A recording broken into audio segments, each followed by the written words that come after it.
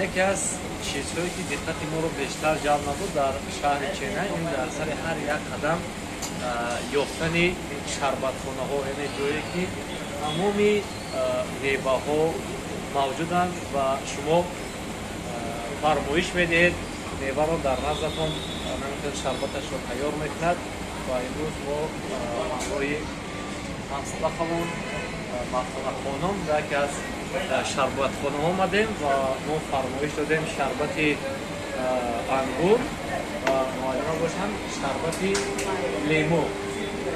یعنی در اینجا تمام میوه ها رو دسترس کردن ممکن است. خربوز، پاندالا، خربوزه، اناناس، بانان، سیب و چند نوع میوه دیگری که در هندوستان است ما اونها رو نمیدانیم. چند میوه دیگر با نام مانگو، چیکو و غیره ها موجود است. خلاص میوه در هندوستان خاصتا در شهر چنای پرابلم نیست.